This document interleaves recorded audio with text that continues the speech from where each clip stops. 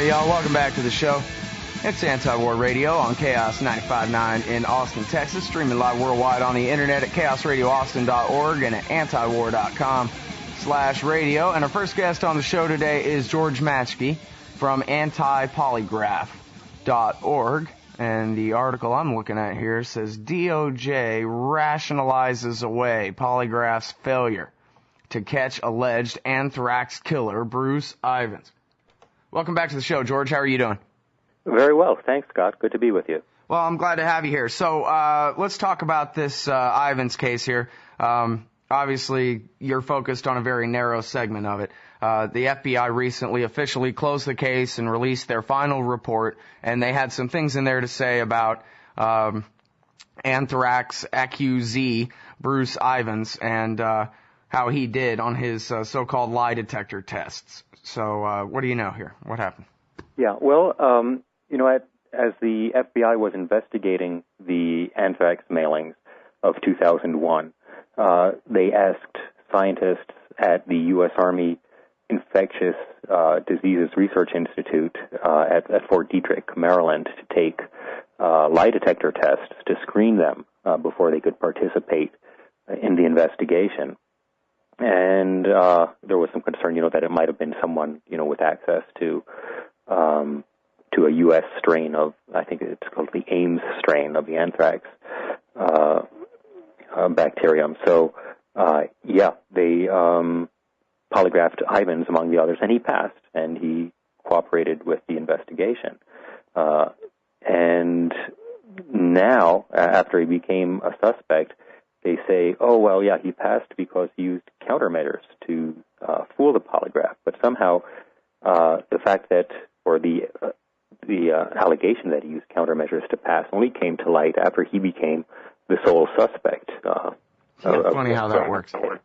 Yeah, I mean, it's I think Monday morning quarterbacking, sort of going back and coming to the conclusion that supports the investigative theory. Well, this has often been my problem with the FBI, is that, when they're not just, framing up Richard Jewell for Eric Rudolph's bombing at the Olympic Park or some other, letting the Unabomber get away with it for, half a generation or more or whatever, when they actually are building a case, rather than chiseling away at a block of marble until only the truth is left, they grab their clay and they start building a case. And so if they want to accuse you, George Maschke, of something, they will find a way to build a case to say that you're the guy that they're looking for. And it's the difference between induction and deduction on the most basic level of logical thinking. Like we were here in the Dark Ages or something. Well, there are indeed other aspects of the anthrax investigation that, as a layperson, I find troubling. There are others who could speak to those concerns better than me. But you'll find there are scientists. Well, I mean, the example you used right there. Here, he passed his polygraph test, and then they decided he's the one who did it. So they went back and looked at his polygraph test, and they said, what? Oh, look, he was deceiving us. Yes, and in fact, they assert that he showed classic signs of polygraph countermeasures use. But there's a problem with that assertion, which is that there are no such classic signs of countermeasure use. There is not a single book chapter or journal article that explains how to reliably detect polygraph countermeasures. Okay, now there are classic countermeasures, right? Because I saw you actually on Penn and Teller's BS there, and they had this other guy on there who was a former polygrapher and who now goes around telling people how to beat them. Sure, there are classic things that are well-known techniques. For example, doing mental arithmetic while the control questions are being asked, or slowly biting down on the side of your tongue. But no polygraph operator has ever demonstrated the ability to reliably detect such countermeasures, and they don't create telltale charts, that where it's obvious that countermeasures are being used. So I think that the FBI's assertions in this case really demand scrutiny, and that those polygraph charts and the review ought to be publicly released so they can be independently scrutinized. Mm-hmm. Well, how suspicious is that? I mean, these guys just, I guess, have no problem whatsoever in going back and just revising whatever their conclusions are to fit whatever they want their conclusions to be. It's about as simple as that. I mean, you're telling me there's no such thing. You cannot define what is a classic countermeasure for a polygraph machine, and yet someone in the FBI made up such a term just so he could say that this guy used them. Mm-hmm. Yeah, it sure looks like they're, reached pretty far to dismiss his original polygraph results, and of course that's important for their investigative theory and for their continued use of calligraphy. It raises the question, hey, if the guy who they say mailed the anthrax letters, if he could beat the polygraph, well, why are we relying on polygraphs at all? And so their explanation seems to be, back then, polygraph operators weren't trained how to detect these classic signs, but now they are, so everything's cool. Don't worry about it. Trust us. Well, you mentioned in your article here, too, that they did the exact same thing with Aldrich Ames, the Russian spy or Soviet spy, I forget exactly, or maybe both, who repeatedly passed his polygraphs, and then after he was actually busted for other reasons, I guess they caught him on camera stealing, or maybe that was Robert Hansen. Anyway, after they decided this guy really was a Soviet spy, then they went back and looked at his polygraphs and decided that he was being deceptive. There were clear signs of deception in the charts. It just the polygraph examiner failed to see them. Yeah. So, well, now there are a couple other holes in the FBI's theory that you've pointed out here in your article. Again, it's DOJ rationalizes away polygraph's failure to catch alleged anthrax killer Bruce Ivins at antipolygraph.org.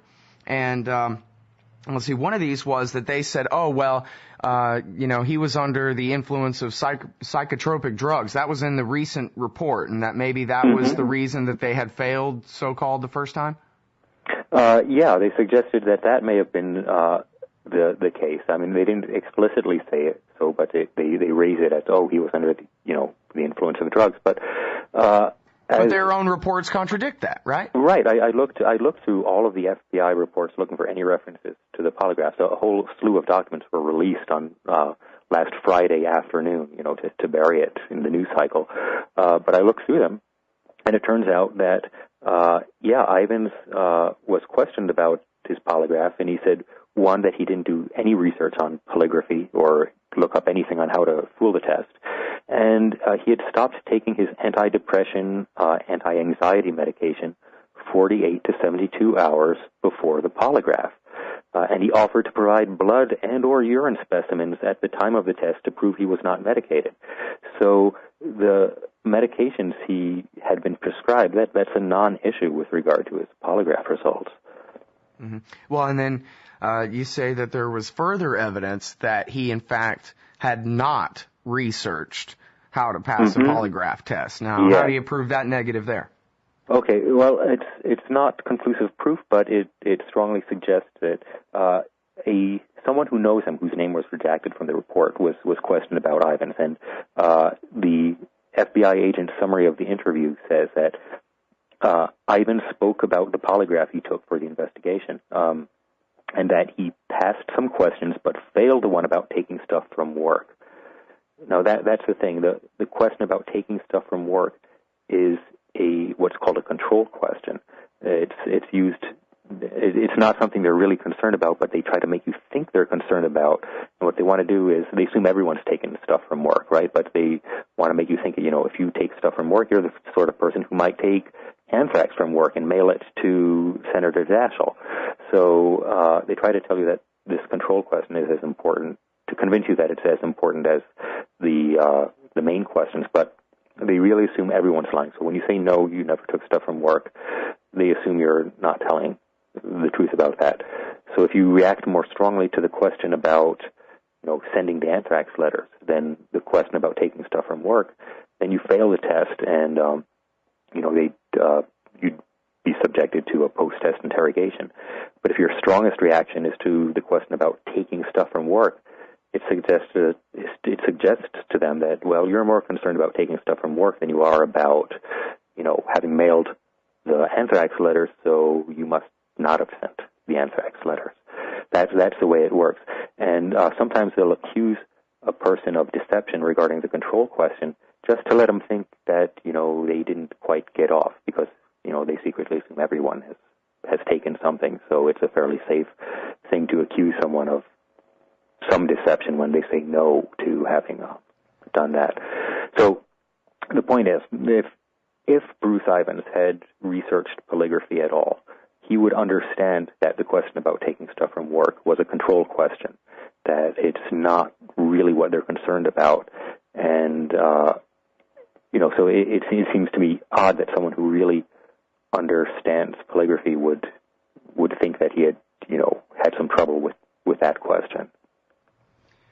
Well, one thing that is really apparent after spending some time at antipolygraph.org, or if you just spend an hour watching that episode of Penn and Teller BS that anybody can download from the Pirate Bay there, is that this thing really is just a racket, isn't it? This is, it's like phrenology or something. It's one of these pseudosciences where, we'll tie a rock to her chest and we'll throw her in the river. And if she drowns, then she wasn't a witch. She'll go to a good Christian death. But if she is a witch, then we'll know because she gets away. Yeah, and then we'll tie her up and burn her.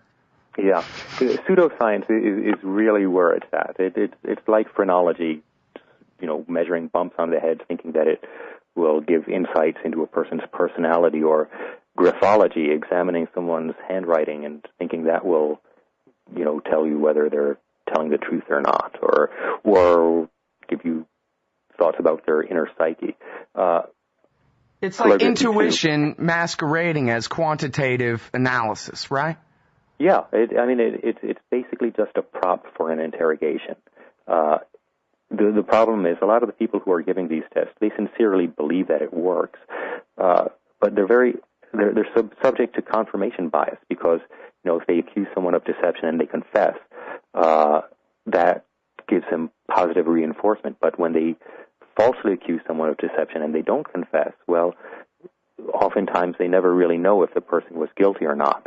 So the great majority of the feedback they get tends to reinforce their belief in what they're doing.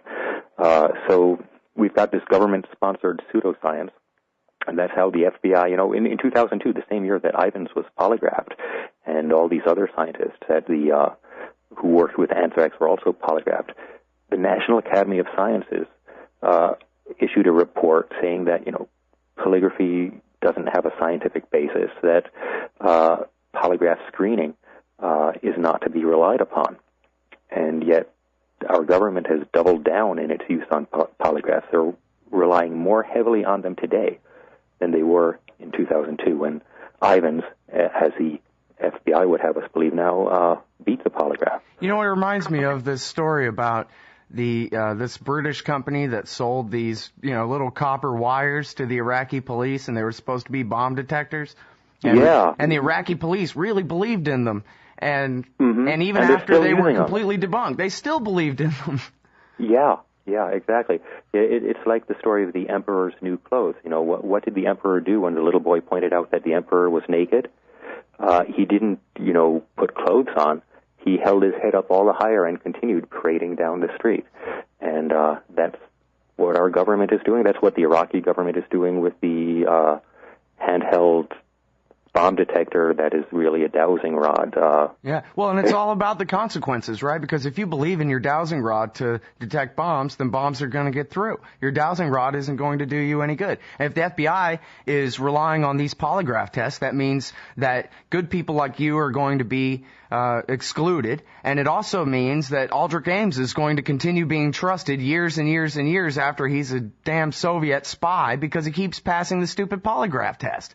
Right. These are the dangers, the false negatives when the liars pass. I should say, with regard to Ivins' case, I'm a bit troubled with the case as a layperson. The case that has been presented doesn't seem very persuasive. I remember how they went after another scientist named Steve Hatfill. For years they hounded him, and they actually ended up paying him a large settlement for the harm they caused to his reputation and career. And of course, Ivins has conveniently committed suicide, so he's not here to defend himself. But another thing, not polygraph related, maybe worth mentioning, and you might want to follow up on, is why did the FBI and Department of Justice close this investigation before the National Academy of Sciences has submitted its report on the scientific methods used by the FBI in this investigation? Because they might have to start it all over again and frame up somebody else, I guess. Well, I'm sorry, George. I got to go. We're all out of time. I got to get Matt Harwood on the phone here. But you bring up a good point. You know, this is a story that I want to know the whole story, or at least as much as I can about it. And I think it's really time to get going on solving this thing. If the FBI ain't going to do it, it's going to have to be antiwar.com, right?